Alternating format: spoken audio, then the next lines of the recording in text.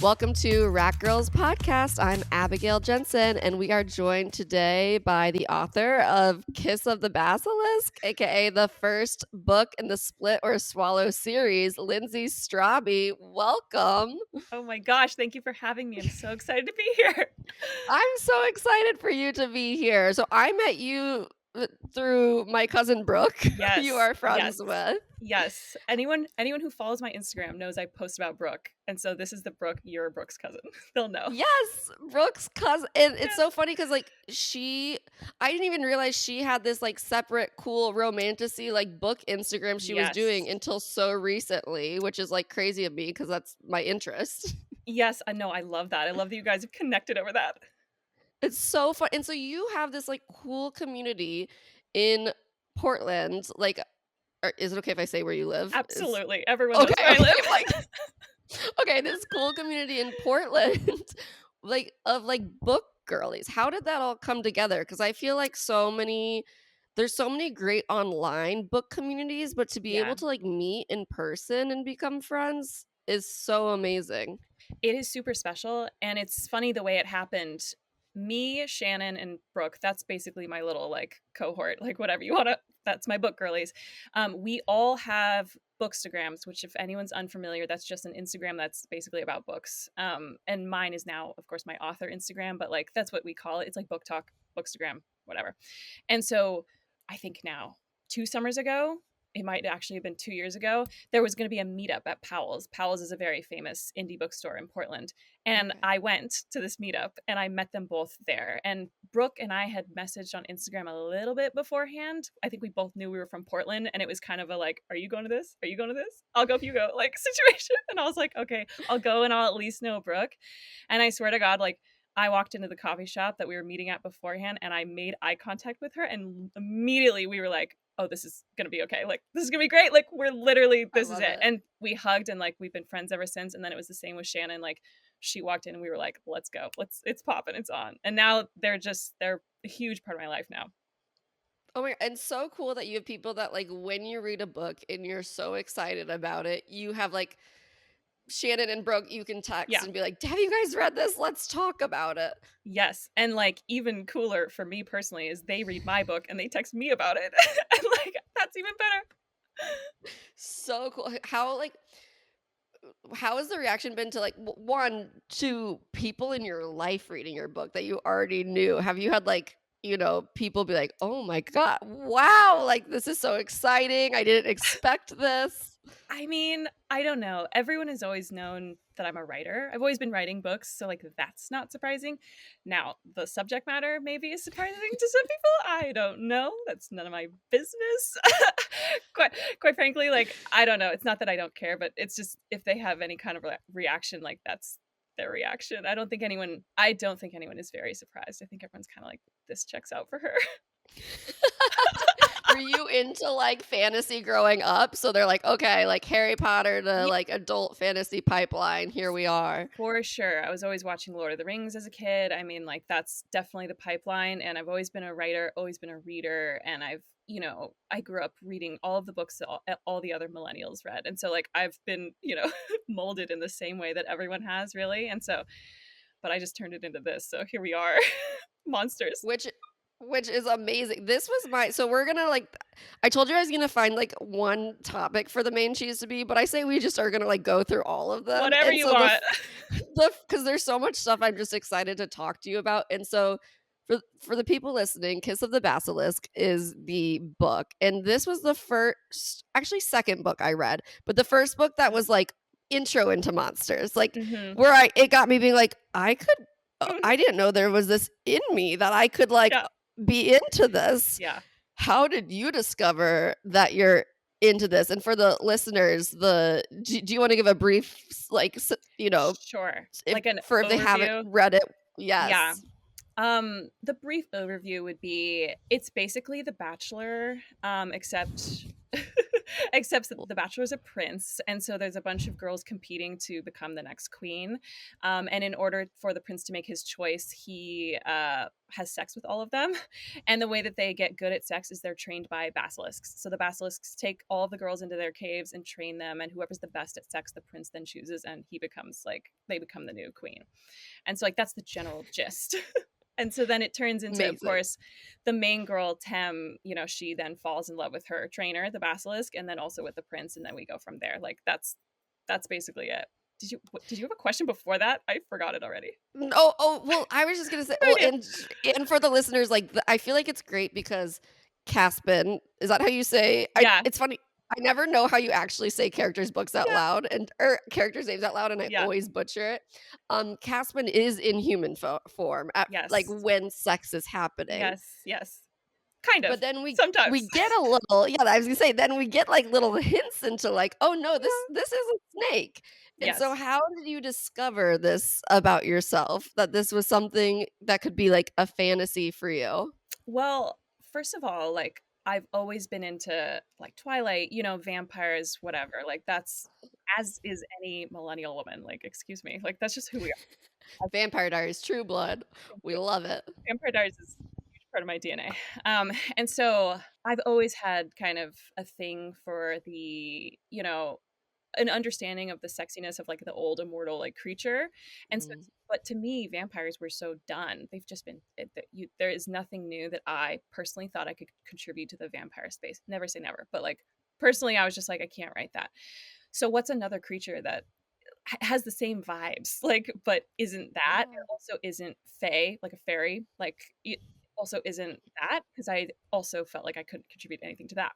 So for me, I was like, well, a basilisk is like kind of sexual. It's very like phallic, like they're mysterious and they just have like this snakes have a sexy energy, like whatever you want to call it. Like I I love. always joke like I could have written it about like a lizard or like an armadillo or like a hamster. None of those are sexy. Snakes, for some Mm. reason, they're a sexy reptile. So like here we are. So and when I was a kid and I was watching Harry Potter Chamber of Secrets, I was like, Yeah. I mean, a real metaphor there, Chamber of Secrets with the basilisk, "Hmm, like, going into the mhm." chamber. Yes, absolutely. I mean, there's something sexy about them, and so figuring out that lore, how do they turn into humans? How do they turn into snakes? What are the circumstances that that has to do with? And then intertwining the magic system with sex specifically and being turned on and orgasms holding literal power and like that kind of a thing was like once I got on that train of thought of okay, they're snakes and their power is sex, then I was rolling.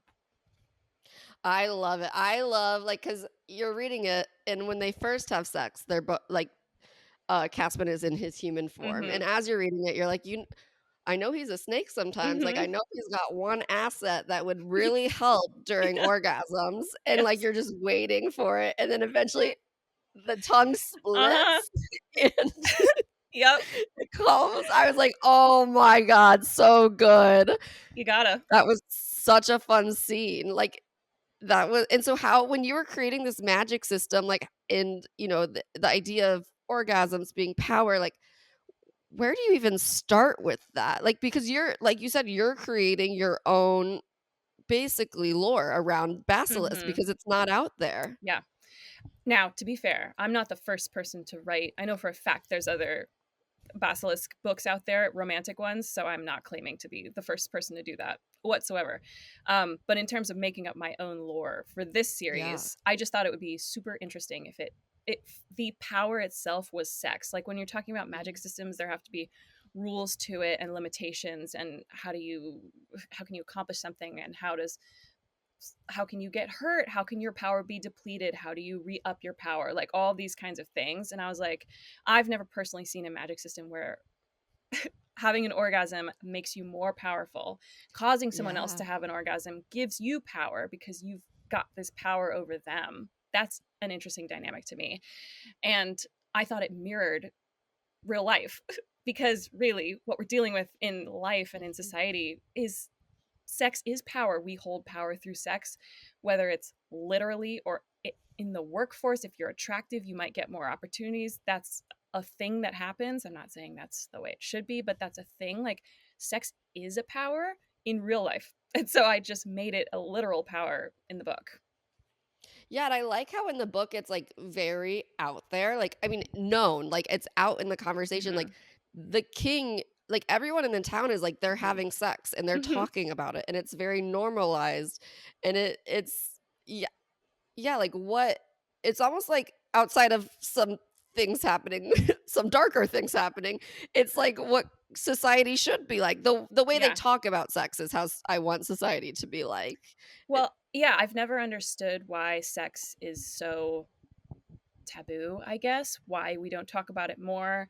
Um, Literally, unless it's a personal choice or just other circumstances, literally every person on earth does it. Like, why on mhm. earth is it not uh, like talked about more, and why isn't it an obvious thing? And I think there's like a part of the book where it's like he's making his choice based on who's best in bed, because that is an important factor, and especially if he's trying to like bear an heir, which is like a that's important for his lineage, him being the prince, then like they're gonna be fucking like that's what's gonna be They gotta happening. be fucking. They're gonna be fucking, so like get in there. Like, I think it's like, and I think for me it's helpful to see that normalized. It's just like Yeah, that's comforting. I don't know if that's the right word. It's cool to see it normalized, like, and not be this weird taboo thing to talk about. totally. Well, and I think the great like struck the way you structured your book is so amazing because it's like around this competition, so we get so many spicy Mm. scenes. When you are writing these spicy scenes, like what is inspiring you? Are you just like, what is the hottest thing I could think of right now? Like, how did you unlock these fantasies? Well, I like I have whatever that thing is called, like maladaptive daydreaming or whatever. So I Oh think yes. in these I my fantasies, I guess you could call them, but really my thoughts are just my trains of thoughts, have full images, have full dialogue. That's how I write, is I think of a scene, I think it, and play it out in my head as if I'm watching it, and then I write it down. So like and I was talking to Shannon the other day and she was like, "Yeah, when I think about like when I'm reading a book, she's like, I can't picture anything that's happening." And I was like, "Okay, so Me, that's me. I have that's that. yeah, there's a lot of different like types of minds." Have you seen that meme where it's like the apples and it's like you either Yes. are picturing the apple or like there's a And I concept of an can't see an apple. apple. So that's wild to me. Cannot relate. Love that for you. Not me. Like No, I don't love that for me. I am watching a movie in my head, and that's how I have always written. When I was in school as a child, I was sitting there and it was math class and I was looking out the window and I was thinking about a scene. Like, I was writing in my head. And so like that's how I come up with the scenes. Is I just play them out in my head and then I write them. Like, and That's amazing. in terms of the sexual side of it, I just literally sit there and I'm like, what's the most wild place we can take this? Like, and then I try to take it even one step further. I I love that. And does it like does it make you has doing that and writing these scenes helped you feel more confident about like your own sex life? I mean, I don't think I've ever felt particularly not confident about my own sex life, if that makes sense. Like, Yeah, that's great. I mean, I'm a normal person and I have insecurities like anybody else, but I've never been like insecure about it. And so I think if anything, it just kind of reinforces that. And I would encourage anyone really to like indulge in your sexual fantasies, even just in your head. If they never come to fruition, that's fine. But I think like some people can't even face it in their head. They can't even, they would Mhm. be like, oh my God, I'm thinking about, this weird thing and it's turning me on. Ah, and like try not to feel shame about that. It's like, isn't the point pleasure? What the fuck are we doing if Totally. not having a good time and feeling good? Life is so difficult, interpersonal relationships are so hard, jobs are hard, like, but Mhm. like you can have access to pleasure in your mind and with your body at absolutely any point in time. I think that's really valuable. So I don't know what your question was. You'll find that I just forget by the time I get to the end of the No. sentence. Oh my god, I'm the same. I'm like I talk and I hope I figure it out along the way. But Literally no, me. that's that's so true. Like I think we've gotten just like culturally to this place where we really suppress pleasure in every Yeah. aspect of life. Like with what we're eating, with like like we feel bad about going out and having a drink socially. Like I just feel like there's so many places, and sometimes I want to like shake people and be like, "You are allowed to enjoy things." Yeah. Like In that's fact, actually what life's all about, in fact. yeah, we're supposed to be having a good time. We were raised by our parents who, bless them, were from a different generation, and it was so much suffering, and it was all about, suffering. And like that's fine, and there's plenty of suffering in my generation too, but I think like it would just be great if whenever someone prioritizes their pleasure, it's viewed as like this bizarre thing, but like that is literally how we should be living life. That's what we should be doing. Like that's the point. To- and I feel like when you prioritize your pleasure, you move throughout the world differently. Like you Mhm. move knowing you can take up space, and Mhm. like you become more confident, and you see that with Tem in the book. She starts off very timid, very unsure of herself, and then as she discovers her power, she like focuses on what she wants and like her desires and how to Yes. get it. And I think that's a really it was a really cool arc for her to have. Was that your intention, to have like her sexual empowerment to go along with her empowerment in the world? Yes, 100%. And I think women particularly are not encouraged to seek pleasure, are not because if we are having a good time, then we are, it's bad for some reason. Like that's Mhm. it's viewed as like we're I don't even know how to put it. It's viewed as a bad thing. Like that's viewed as like, why aren't we doing something else? Why aren't we doing something that's productive? Why aren't we? And it's like fuck all that. Like Yeah. why can't I be messy and have a good time? And I think for Tem specifically, I've said it a million times. I don't read my reviews because those are for readers, but people tag me and shit all the time, and so inevitably I always see a line somewhere, and I'm like, I wish I hadn't seen that. But I saw I saw a line, and it was like, Tem is so unlikable, and I was like, is she, or is she just the very first girl in a book that you've seen like getting everything she wants, and that bothers you and you don't understand Mm, it, and it's confusing, and you secretly want it for yourself but would never because you're not allowed to ask for it or too scared to go for it. Like, is Tem annoying, or is she right. fucking killing it? Like, and is she getting everything she wants? People, boys are falling at her feet. Like, she has a whole kingdom in the palm of her hands. Like, I Tem will continue to just get everything she wants. Why? Because I don't think we read about girls that get everything they want. So Yeah. I'm gonna keep writing her that way, and I would encourage people to read her and try to actually take some of that into your own life instead of reading it and thinking. Now, to be clear, readers can say whatever they want. I'm just saying that this one line, in terms of the question you asked me, is like, I don't think like we're encouraged to seek pleasure, and so with Tem, her journey is specifically supposed to be about pleasure, period. And so that's purposeful. That's so amazing to see like a character who's not like meant to be a caregiver, who's not meant Yeah. to Oh like yeah. expend their energy for Yeah. other people and Yeah. instead just focus it on themselves. And that's Yeah. probably why, like you're saying, it feels so foreign to people and Mhm. uncomfortable, thanks to our like patriarchal society we live in. Yeah. We feel like a woman's role is Yeah. that of a caretaker. So if it's 100%. her instead putting her power into herself, people are like, I'm uncomfortable because I'm not Yeah. used to seeing this. Yeah. So that's And really cool that you made that happen. yeah. And like it's my book, so I can just write whatever I want. You know what I mean? I can write that. And Yeah. I think especially with book 2 coming out in November, I have a lot of DMs about like, oh, is this gonna go the Twilight direction of like she gets pregnant and like has to deal with like a basilisk baby, whatever. The answer, babe, no. At no point is Tem gonna be pregnant, is gonna be talking about kids, is gonna be worried about kids. Like, kids are great, mothers are amazing, like that's wonderful. That's not Tem's particular journey. Like, Mm-mm. these books are about sex for pleasure only, not for procreation. There's a lot of themes of motherhood. Cora, their divine goddess, is the goddess of Yeah. fertility, whatever. Like, there's a lot of themes of motherhood, fatherhood, children, but never for Tem. It's never a conversation for the main character. We literally don't talk about it for her. The only thing that matters to her is getting off. That's her arc is Honestly, the just only thing that matters to me too. I love it. People like, ask me about kids, I'm like, "No, I'm having sex for no. fun. Don't Yeah, you know?" right, which even that I feel like some people think is controversial. It's like, how dare you? It's like, because I deserve to have an orgasm and feel good. Like, Tem is not a caretaker. She is not a mother. She's never a mother. She is having a good fucking time. And that's it. That's what she's having. And I And encourage she's everyone having to a have it. I love it, and she's having a good time with 2 men, which we Two men. talked about potentially being one of our topics was, like, love triangles. What was your Yeah. inspo for this?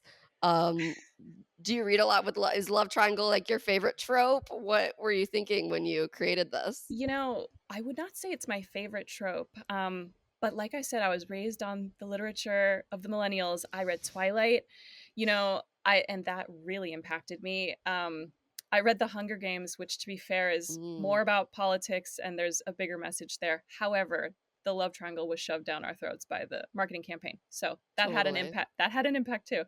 Um, Vampire Diaries is deeply important to me, where she's caught between the brothers. Like, you'll see I that. love a brother love triangle. Well, then you'll love book 2 because Caspian's brother comes into the picture, and it's just like, it's a Oh, very, man. I love triangles. To me, people hate them. It's funny, but I think like the stakes are there, and what I like is high stakes in my romance. If it and love triangles are only annoying, or they only suck when one love interest is the clear correct choice, and then the other you're just like, oh, get out of Mm. here. But what I hear over and over again is Caspian and Leo are very like, there's really a pull for each of them. She gets different things from each of them. And so that's compelling, and that's a choice. And choosing and making your own choice in that way is fascinating. People call it a why choose all the time, which if you're new to the book world, that's just where she gets them both. She does not get them both. Like, it is a love triangle. She will have to choose. Like, she will end up with one of them. Like, I Mm. there's no stakes otherwise. If she gets them both, what are we reading for? I need a little tension. And it's so funny because when I was I started it switched for me. I was on one team at the Oh yeah. beginning and I ended on another team, which Oh I don't yeah. yeah, it's which is so funny because more than making me, like, be sexually attracted to a basilisk, which, like, you could tell me that and I'd be like, "Yeah, that makes sense for me." The shock was me being sexually attracted to a blonde man. The I was blonde, like yeah. yeah, Oh, to the yeah. blonde man. The skinny I blonde boy, yeah. Mhm. By the end of it, I was like, "Damn it. These Yeah, blonde men, they're ugh, working their way into my hearts." 100%, and I think, like, people usually start on Team Caspian, and those are the diehard Caspian girlies. It's like the Shadow Daddy Fae girlies, they love Caspian. Mm. And then, like, all the girlies who liked fanfic Draco Malfoy specifically, not the one in the actual Harry Potter books, the one in, like, the one in Manacled. the Yeah. one in fanfic, they love Leo, and, like, sometimes you'll get people Caspian and then to Leo. Rarely do you get Leo and then to Caspian. Mhm. But it's funny. It's funny to ask someone whether they're a Caspian or a Leo girly, and it tells me a lot, like, about them, like, as a person. Yeah. It's No, fascinating. I went on a journey, like, because 'cause I'm a Fae girly, and so I Mhm. started Caspin Mhm. and then ended up on Leo, and I was like, "Oh, Yeah. wow." Yeah.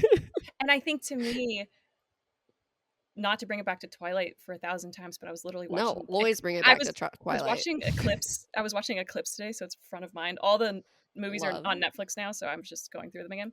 But I think nothing, like, I feel like we were divided as a nation when it was Team Edward and Team Jacob, and I loved that. I was like, "Now this is Mhm. getting interesting." And I just, like, that's why I push so hard into the what team are you? What team are you? What team are you? And I'm constantly asking people and forcing them to choose, because for me, that's compelling and interesting. And these conversations in my comments of know this, know this, know this, I love that. That's interesting to me. Like, which one is it going to be? Like, I love that. Total it shows you people's, like, priorities, and I think Yes. it's so funny, my husband actually came onto the podcast, like, a few months ago, and we did, a Twilight episode Ooh, yes. because we watched all he saw all the Twilights for the first time on our honeymoon, Oh, wow. and yeah, we were talking about how funny the, like, Team Edward or Team Jacob was because Mm-hmm. that was, like, so pushed by marketing, Mm-hmm. but it's funny to go back and watch the movie and you're like, "It's there was really no It's Team Jacob ever." obviously Edward. And also he, like, kind of kisses her when she asks her not to, Oh, yeah. and this is problematic. 100%. It was never, it makes no sense. It's obviously Edward. Jacob was never an option. And so, I'm trying to make both love interests a real option, make it really fucking hard. which you are totally doing. And do you think when you're writing this, were you like, do you have the belief in real life people can be in love with two people at the same time? Oh, wow. What an interesting question. No one has ever asked me that. Oh my god! Sorry to take you off guard. No, it's fine. I'm just thinking about it in real time. Do I think like real romantic love, like in love with both, instead of like Yeah, I love these two people? I don't know. At yeah. the same time, I Because don't. that's the Bachelor conundrum. That's like when Absolutely. what's his name said to both JoJo and Lauren that Oh, he yeah. loved them. Was Yes. it Ben? I don't remember. All of the Yeah, Bachelors Ben have been. Higgins. Oh, yeah, Ben. Yeah. Oh, my Bachelor lore is rusty, but I watched it a lot in Same. college. I don't know. To answer your question, I'm not sure. I personally have never been in love with two people in the same way at the same time, so I can't personally say that it's possible. I think there's also a lot of different types of love, and one person can give you a lot of things that the other person doesn't, and so there's absolutely, I think there's room for relationships with two people at the same time Mhm. because they're kind of providing different things. But can you be equally in love in the same way? I don't know. Yeah. I don't know. Yeah, and if this reveals too much about the next book, like, you don't have to say anything, but do you think Tem is in love currently equally with both men in the same way? Tem is in love with both men in the same way, but is it equal? No. And you'll see Okay. that in the book. There's specifically a whole there's a sex tournament. And so like Love. there's a whole kind of like caveat with that, a magical like caveat at the end where her heart is forced to choose, and like it the magic of the the sex magic literally makes her forces her heart to choose one. And so like that's a whole fascinating thing. She's in love with both. Is it perfectly equal? No. Yeah. Yeah, I'm interested to see where it goes, and I think you do a good job of tapping into so many fantasies. The trial, the like or the sex trial, I guess, Mhm. would be what you call it when there's sex happening in front of a group of Mm, people. mhm, mhm, Because for me, I feel like one of my fantasies that I've always been afraid, like before I started di- diving into this world, especially romantasy or just s- books with smut in general, mhm, because it makes you realize that your fantasies are okay. But one of mhm, my deepest fantasies was like sex when you're not meant to like it, but you mhm, do. mhm, Like, like, mhm.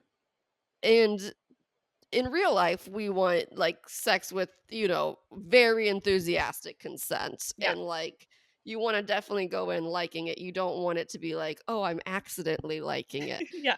But for some reason in book world, that's like one of my fantasy, something that always like I'm like, oh, this is like fun and makes me a little Yeah. tingly.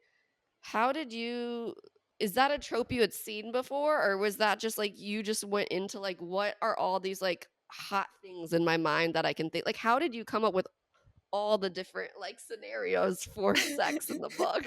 Well, first of all, it was really a technical thing of like, well, I can't literally have them just have sex with each other alone every single time. That's literally going to be so boring.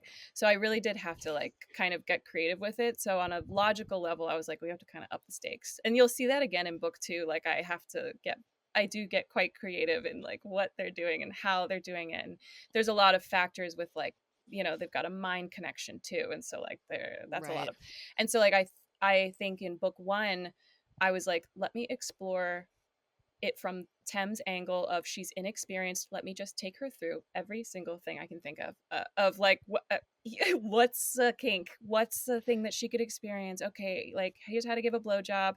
Here's a little voyeurism. Here's a little like group sex, but like not too much. Like nobody worry. Like here's a little like taboo. Like here's a little something in public. Like whatever. And then in book 2, I was like, let me focus instead of on their personal connection, her and Caspin, let me focus more on like the culture of the basilisks and how sex is integrated into their society. So like there's a banquet hall and they all have sex while they're eating, and they're like they're dripping chocolate and honey on each other and licking it off, and Gorgeous. that's part of their meal. They're eating each other like because Because they're that's living for pleasure. that's part of it. And like it's like mating season, and so they do all of these kind of rituals for that. And like i it was really an act of creativity of like, let me see how kind of interesting I can make this while molding it within the bounds of the world that I've created, Mhm. and let me see what I can like just make them do. You know, it's a fun project, and my brain just kind of works that way. Like I'm just like my brain is just kind of like like Mm, like what about this? literally, and I'll just I have this rule for myself, and it's like just go with the first idea. And like I just it's like when I was making the claw, when I made up the claw, the cum claw, Mm, I yeah. literally like they were in the cave and I was like, you know, it'd be funny if he just like solidified his cum and put it back in her. And I that's how much thought went into it. I was like, that'd be Love cool. it. And I just did it. And then I was like, you know, it'd be interesting if it could pulse. And then it just like it went from there. And so that's how I come up with it. I'm like, you know, first thought. And then I'm like, let me figure it out from there.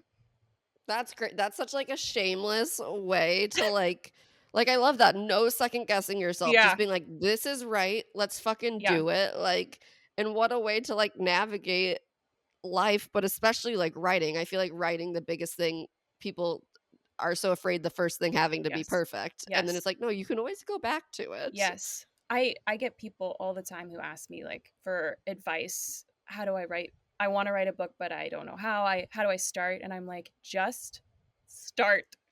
Sit down, put the DM with me down and Yeah. open your computer or your notes app. I've written many a book on my notes app. Like it's fine, and just start writing, and you can make it perfect later, but you have to make it. Totally. You can't edit something into perfection that doesn't exist. Like you have to just make it first. Oh my God. Like half of the battle is just start it.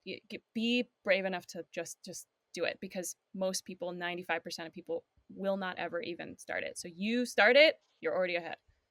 Yeah, that's such good advice. And reading your book is the like, and knowing your story is the first instance that I actually sat down and started writing smut, like, and stopped second guessing myself because Hell just yeah. knowing how you just like started posting it and people Yeah. started resonating and like Yeah. that, I was like, this is so cool. Like, what a cool thing to do. I was like, I'm going to start just writing down my deepest fantasies. Yeah. And even if it's just for me, I ended up posting like the first chapter on the Patreon and it was just like, okay, fingers crossed. Like I Yeah. don't know you guys take it. But it was like, yeah, I don't know. It's so inspiring to see what you've done. And like now you are like this like such a successful author and it all Thank just you. like came from you being like, okay, I'm putting myself out there. Yeah, and I think like thank you, first of all. That was so nice of you to say. But I think like I really do believe that you can't and like no one sees what goes behind the scenes. Like I wrote 4 books Mhm. before this, or 3 books, and many half finished ones, you know, and this was my fourth or fifth full book. And so you have to just keep going. If you write one thing and maybe it's not a runaway success and you stop, that's you're already like get up and do it again. Do the next thing. Like I think like perfectionism is over fucking rated. I can't like live my life that way, and I gave that up a long time ago. I mean, I just like I think I turned 30 and I was like, okay, so we're done trying to be hot, trying to do any of these things. I'm going to be weird now, and I'm going to just like Yes. literally pursue, and look what's happened because of it. Like I think being on Bookstagram, especially being involved in the romance, dark romance, romantasy community, has shown me whatever I have in my mind is not the weirdest thing out there. People have the wildest stories, Yeah. kinks, interests. There's nothing I could write that would be the weirdest thing. So you got to just go for it. And if you think it's weird, like it probably is, but guess what? Probably somebody really resonates with it and they're going to feel seen by your Mhm. content. You know, you're writing for them. Just write it for them. You know, like I know that there's many people who this book, it's not their cup of tea. And I'm like, that's totally fine. I did not write it for you. I wrote it for the girls who read it and are like, this helps me feel more sexually empowered. This helped me feel good about myself because I watched Tem's journey. Maybe I was insecure about being a virgin and look how she ends up. Maybe I like was in a relationship where it was abusive and seeing her be loved by 2 men is like, whoa, I can't even picture that, but how interesting. Like that's what I write for. You Yeah. know, you're Yeah, that weird. Just find people who are you're weird. Totally. Well, one side note, I think it's so funny. Isn't it the funniest when you're like get to your 30s and you're like, I'm gonna like stop worrying about Yes, what other people think and just be my like yes. full weird self and not worrying about being hot. And then of course you like become your hottest self because you're like not worried about being like so counterintuitive. Yeah. My 20s were a mess. And granted, I'm still a mess, but I wouldn't go back to my 20s. It was a really, really horrible time. Like, it was before I found this community, and this community is Yeah. where I belong, and so I would not go back. No, I'm so there. And my second question was like, that was just my side little that made me think of that. But Yeah. what, because what do people who've read this book come to you with, like about their sexual empowerment? You like listed a few things, but like one, how rewarding has that been? And like, what are people saying that they're seeing in your book? It's super rewarding. It can also be weird, and I've said this before. It can also be weird because I'll get husbands in my DMs being like, "My wife Mm. read this. Thank you for," and I'm like, "Okay, I don't. You don't need to. I don't need to know that. Don't tell me that. Just you know what I mean. Like, that's none of my business." But Yeah, like, behind closed doors. You guys like, have fun. sir, handle your shit. I don't need to know. I don't need to know.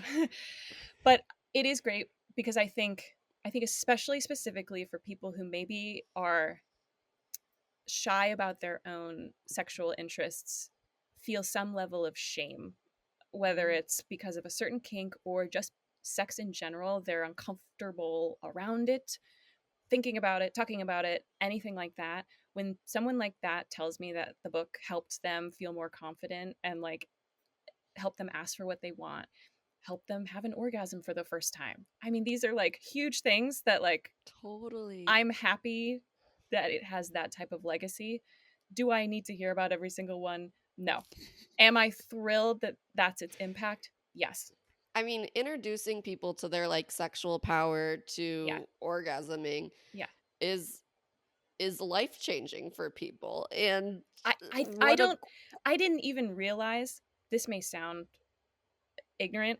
I did not realize that people were out here never having had an orgasm. I think like I have had enough messages now at this point where I was like, okay, I did not realize that that was a proportion of the population, that is truly like they've never much, not even with a partner, because that's a whole other can of worms, with Mhm. themselves, not even with themselves. And I'm like, okay, if I can contribute to the positive statistics of women having an orgasm with just Hell yeah. themselves, great. Total well, and that's so nice because your book features like female masturbation, which Yeah. is like often thought for some reason female masturbation is thought of as way more taboo than men's masturbation. Yeah. I guess just sexism, but two, it's also like just thought as more taboo than sex. Like you, I don't know. It's so interesting. And so you don't see it represented as much you in these fantasy or romantasy books. Like you, and so to see Tem pleasuring Mhm. herself and getting power from herself is like such a cool thing to be featured.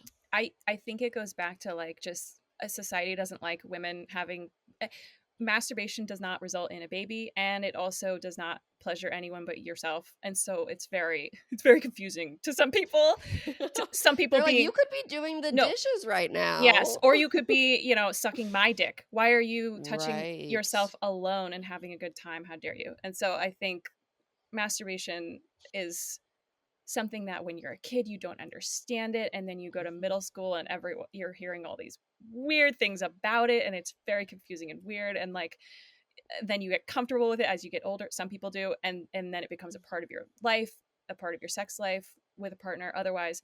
And so I think masturbation, I just think it's an important thing that people don't talk about enough, that people probably don't do enough, and like I think it's good to show it in fantasy novels where it's a fantasy. And so like let's show her masturbating in front of Caspin, and he's doing it too. They're not touching, but Yeah. they're touching themselves. Let's show her masturbating and thinking about her love interests. She's fantasizing in her head thinking about them, and she's thinking about them with each other. And these are all fun like kind of things that don't have to be scary and weird and bad and shameful. Like she's just having a good time. Total. And like when you put that time aside for yourself, you feel okay doing it more often too. Yeah. Like the more you do it, the less guilty you're gonna feel about Yeah. around it. For anyone who's like feeling shame or guilt around it. Yeah. Because as a Virgo, I also get like if I'm just on the couch scrolling on Twitter for 5 minutes for myself, I'll be like, oh, why did I just waste my time doing that? And it's like, no, that was for you. Like Yeah. that is okay. That's fine. Yeah. If anyone takes anything away from the books, it's hopefully just like leave the shame behind. Leave the shame behind. Like there's no need for it. Life is way too short. Like you're gonna roll into your grave and be like, oh, I wish like like Yes. let's have a little fun. It's so funny because I always think about like my death. Like sometimes Same. I read that one of the best things you can do for your for your mental health is think about your death and be like, is Yeah. this something I want to like have spent time doing at the Yeah. end of the day? Do I want to have spent time worrying about the way my body looks like Yeah. when I'm 90 on my deathbed? Mhm. And I'm like, no, I want to have gone out and eaten with my friends. I Mhm. want to have fallen in love. I want to have like had such good sex that I see stars, you know? Yeah. And Tem is doing that. Yeah. Yeah. And I think all women should. I think all women should. Yeah, any lasting advice like for women who are maybe not feeling empowered and because you are in such an empowered place, like how do you think women can get there? Oh man. I would say just explore things on your own alone first. Mhm. Don't get all scared and overwhelmed to be like, oh my god, I need to now have penetrative sex with a man and come every single time, like Yeah. like they do in the books. Like you don't need to do that. Like Tem comes all the time from penetration. It's fine if you can't do that. That's just I wrote that in because I wanted her to have as many orgasms as possible. Like I think explore things on your own.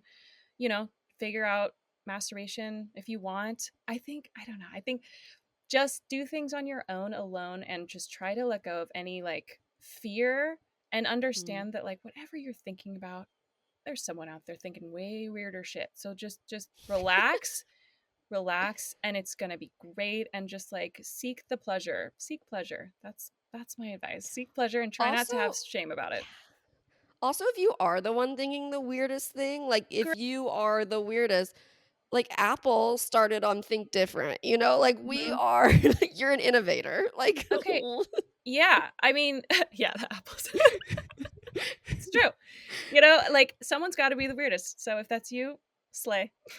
slay, like good for you. Like, dare to be different. Like, I don't know. That's so As, cool as that someone found the weirdest kink possible. yes, and as long as you are not hurting anyone and That's the key. everyone's of age and it's consensual, go forth and conquer. Have a good time. 100%. Hmm. I think that was great advice. And any last things you want to say about Kiss of a Basilisk before we get into Send It to the Sewers? I'll just say that book 2, Between Two Kings, comes out November 11th. So mark your calendars. Yay. Pre-order it online. You can do it through Barnes& and Noble, Amazon, your indie bookstores, anywhere you want.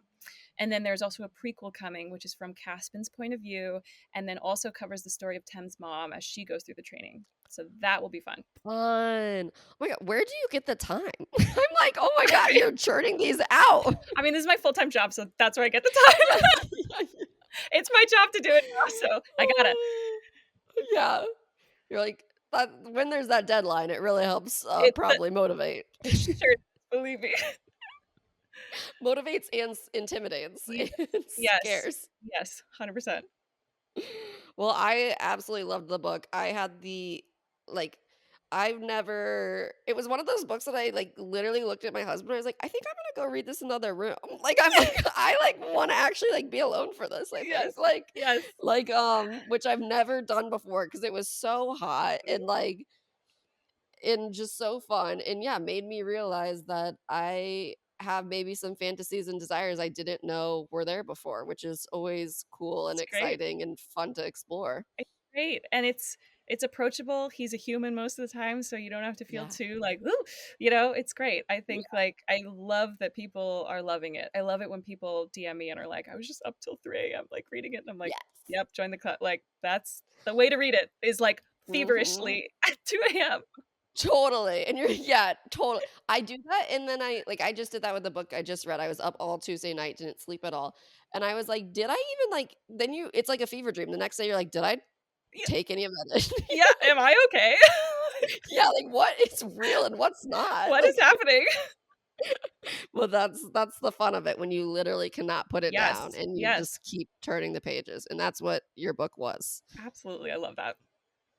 So getting into Send It to the Sewers, Okay, this is the segment of the episode where we send something to the week from the sewers, we rant about it. Would mhm. you like to go first or would you like me to go first? No, you go first because I wanna see the vibe. Okay, You go first. the vibe.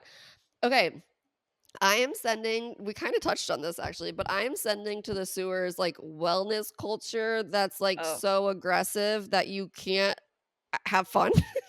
Like, I was literally thinking about that today because I went to some wellness event, and I think most of the words said during the wellness event were made up. I don't know. It was just and everyone was, like, in a monochrome top and bottom. Yeah. Everyone had slick back buns, Oh.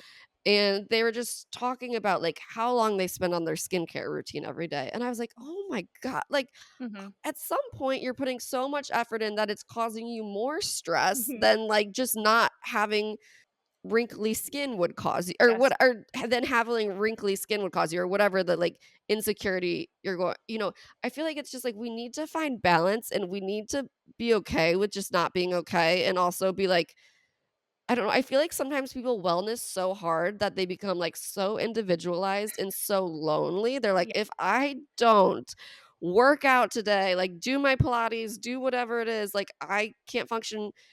And it's like we're getting away from like the thing that actually makes life good, which is like community. And Yes. I have no better feeling than when I'm on the way to a workout class and my friends text me, "Hey, we're going to the bar." And I'm like, "You know what? You We know are what? canceling that workout class. I'm going to go laugh with my friends over a glass of wine." 100%. You know that guy who he looks like a creepy mole rat now at this point? He's taken his son's blood and, like, The gotten a transplant. billionaire. Yes, that guy, it's a great example of, like, he's just too into wellness. It's like, "Are you well? I don't think you are. You are not well if you're this into wellness. You're unwell, dude. Unwell." Yeah. There's an amount that it's okay to think about Mhm. things, I feel like. And I think if it's overtaking all of your thoughts, Yeah. like that's unwell. That's doing the opposite thing to you than the wellness Yes. is meant to do to you. Oh, I agree. And haven't you seen those reels? I'm not on TikTok, so I'm old. So I'm just watching reels. I'm watching reels 6 months after they were on TikTok. So Which I love. that just is that's my truth. And but have you seen those reels where it's like a woman and she's so old and the reporter is like, "Oh, this is Betty. She's 106. What's the secret?" And she's like, "Literally vodka every day." Vodka. I And eat a pine cone every day. It's like, literally okay, sick. vodka and a cigarette at McDonald's every day. And I'm like, "She's living. She's living." Totally. And the reason she is probably lived that long was because that stuff made her happy. And like that's 100%. actually the key to all of this. 100%. And I find that my mom will ground me a lot. Because I think Mm. my mom is just the most beautiful person on earth. Like, and I'll look at her because whenever I get like stressed about skincare, stressed about anything, I'm like, my mom grew up in the era of literally she'd lube her face up with coconut oil and lay out. Yeah, Crisco or whatever it was my mom used to Literally, do. like, and my mom looks the amazing, A, and B, the same as anyone else her age. So, like, there's no way to, unless you're getting surgical intervention, which is fine and do whatever you Yeah. want, all these creams and goops and shit, calm down. Just wear your Yeah. sunscreen. It's gonna be fine. It's gonna be fine. It just made me today think of yeah, I don't know. It was just like because we talk about the male loneliness crisis, Oh, whatever. But God. like, yeah, I I'm not obviously. I don't that's think it's real. But that's not the talk about sending to the sewers. That's not mine. yeah, That's not mine, but I will say the male loneliness epidemic is none of my business. none of my. You're I didn't lonely? cause this. I didn't Yeah, cause that. I sit at go bars. talk to someone. I sit at bars all the time looking very hot and no one talks to me. So like I think that's the men's problem. Oh, it's their problem. They caused it, and Oh they God. need to fix it. Oh It my doesn't involve me. no, not my But I problem. do feel like my fear for women's wellness is that it's going to lead into like a loneliness thing because we protect our peace so much that we like don't. You We know, find community. we Pilates too close to the sun, and then we Yeah, we Pilates too close to sun. We like meal prep too close to sun. I yeah, sorry I can't go out for dinner. I meal prepped this week. yeah. Like, Oh god, no. You y- would never catch me ever saying that. That's wild. That's wild. Sorry, I have my meal it's prep. all about no, but like literally, it's just a balance and happiness. Like that's the key to Mhm. wellness. I Mhm. don't anything more. We're not supposed to think about ourselves that much. A Like, hu- 100%. Have you seen that thing? I was probably on Instagram 6 months late, and it was like we're not supposed to like see our reflection. We're not even no, mirrors weren't even supposed to be invented or whatever. We're supposed to look at we were supposed to see ourselves. it in the lake. We're literally supposed to look at ourselves in the waves of the ocean. And Yeah, I was like, you know what? You're right. Those like fluorescent magnifying mirrors. God hates those. right. You're telling me I have hooded eyes? I'm not even supposed to be able to see my eye shape. I'm supposed to look at Yeah. it in rippled water. Like, I'm not what? like I am not supposed to know what a pore is. Like, no. Someone free me from this. Free me. What are you sending to the sewer this week? Okay, mine is very specific. I'm sending AI to the fucking sewers. I hate Oh my god, that was AI. almost Oh my mine. god. Well, it's very like pervasive in my life specifically because I'm on Bookstagram, so people are always sending me AI renditions of my characters. AI like I asked ChatGPT, would I pick Leo or Caspin, blah blah blah. And I'm like, get the fuck out of here with this shit. Yeah, Do you know how you burned down a forest for that. do you know like AI is so harmful to the environment. The data centers take up so much fucking water that it's putting like entire cities out. We're gonna like whatever. It's horrible. And also on a just a basic level, why don't you just use your fucking brain? I like cannot deal with it. It's so annoying. I'm so glad I didn't go to school during the time of Mhm. Chat GPT writing essays for me. Like, why don't you find a brain cell, find another, rub them together, get a Just one. spark, and like write a sentence yourself. Like I don't even like the autocomplete in my email that like Grammarly tells me to do. I'm like, don't boss me around. Like I hate AI. I want it to stop. Those creepy AI characters are the grossest thing I've ever seen. It's an abomination. It's not art. It's horrible. The most interesting thing about life is the human experience, and you're taking the human Mhm. experience out and you're destroying it, and it's just So uncanny. it's horrible. It gives me chills. It's awful. I hate how smooth and creepy the way they move. Like it is Mhm. awful. It is everything that's wrong with society, and I hate it. And if anyone doesn't agree with me, good. You're literally nobody that I want in my circle. If you're so down with AI, get away from me. AI is horrible. Why hasn't it cured cancer? Why has it not Mhm. matched all the kidney donations with a donor? Why is it not curing world hunger? Why is it not hacking into Elon Musk's bank accounts and redistributing his wealth? I don't want to hear about AI unless it's saving the world, and it's doing the exact Right. opposite. It's a bunch of fucking teenagers being like, "How do I write this Romeo and Juliet essay?" Totally. Get out of here! I hate it. Send it to the fucking And sewers. that's what they want. They want people. My husband's always like, "Who's the they you're talking about?" The establishment. That is what they want. They want us to be stupider and Yeah. not use our brains so they Yes. can control us. And it's Yes. happening. I know people who don't Yes. know how to write an email anymore. 100%. They're You've got the White House posting that stupid AI thing of Trump. What are you doing? It's not funny. It's not cool. I hate AI. I like oh yeah. truly what is going on. What are we doing? Also, total and from an artist perspective, like it's so funny to me Horrible. when I'm like on TikTok and I, see the occasional AI actor that like pops up, with like AI I Rezand who know looks like so exactly. scary and uncanny. Yeah. And Horrible. then they put their watermark on it, I like know. for the AI Yeah. art that they created. I'm like, don't you realize though that this was Oh. all stolen? So Mhm. it's like so like counterintuitive It's that you're like, awful. no one steal this from me, but I stole all of this. It's awful. Or they have AI artist in their bio, and I'm like, no, that's an oxymoron. That's not a thing. That's I that's hate to tell you. that's wrong. So okay, like, but fine, like whatever you want. Like I know that it's hard to like wrangle a brain Yeah. cell. Trust me, I have barely any of them. I've People I've drank them away, but like they're there, and I you will not catch me knowingly using AI. It's everywhere, but like you'll never. It's horrible. I hate it, and as a writer, I especially hate it, and it's really yeah. awful. So if there can be a use for it in the future that's ethical and correct and it's a way to incorporate it, like, then fine. But like Mhm. no, no. It's not right now, and it's still, and as a writer and like art, I just went through the writer's strike or whatever, and like the one of the big things was like AI is gonna steal our jobs. Like the 100%. creative jobs, they're coming for you, and they're also coming for the people up top who think that they are protected. Like AI is 100%. coming for everyone, Yeah. so It has scraped we should stop training it. we should stop. It has scraped so many writers' books. It's just awful. I mean, it's horrible. It's a bastardization of the human experience, and I hate it. And it is a sorry excuse for what people think is art. It's just crazy. So I actually have a conspiracy theory that that new book that came out, Silver Elite, that was oh like everywhere. yeah, yeah, yeah, It's I saw it, like influencers were posting it everywhere. So I was like, fuck, I gotta get this book. And I did, and I loved it. Like I totally yeah. ate it up, like perfect for me. But then, like, people were talking about how there was so much money behind it, and people were like, Mm, "Why was there, like, so much marketing money behind this book yeah. randomly?" And also, like, the author, no one knows who the author is, and, like, in my head, I was like, "Oh my god, is this the first AI book?" Oh Like, God. that Oh God. like, which is, like, not true, but, I was just Oh like God. my brain goes there because I'm, like, Yeah. so scared of it. Oh God, I hope not. And like, what a horrible, horrible thing.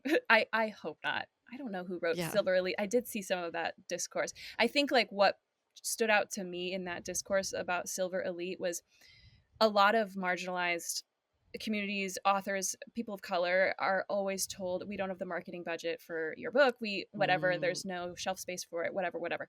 And then we have this pen name anonymous author essentially that gets, I mean, that must have been $1 million marketing budget to throw it Oh, everywhere. It was a book of the month in its opening yeah. week, which is crazy.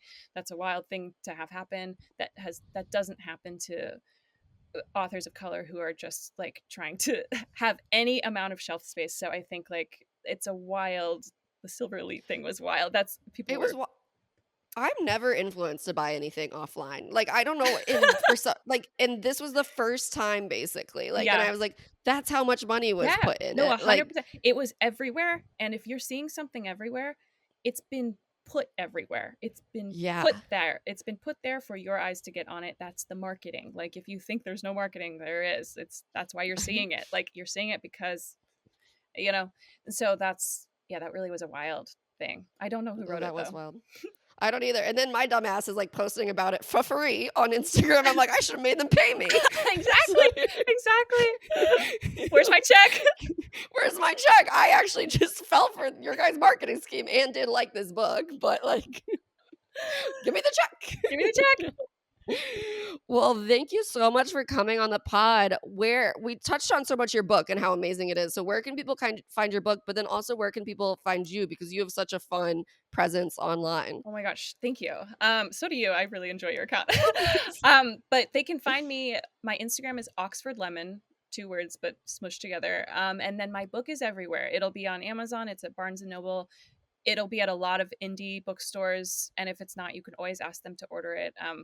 I've especially been amazed at how that my events coordinator told me today that a lot of indie bookstores are doing it as their book club, and so we've been really embraced by the indie bookstore community. So thankful for that. It's just very cool to kind of um, have fingers outside of just Amazon. Like that's huge for sales and huge for the future of the book. And so I'm really grateful for that. They can find the book anywhere. It's Kiss of the Basilisk and then Between Two Kings. And then a prequel is coming, untitled so far, but it'll be on my socials. You'll see. Oh my God, amazing. Everyone check out Lindsay. Her book's amazing. Her page is amazing. Yeah, and I only have amazing great things to say. Word of the day, amazing. Thank you for having um, me. Thank you so yeah, much. This was so fun. it was so fun to chat to you. Thank you so much for being here. Thank you all listeners for listening. We'll see you feral friends next week. Bye.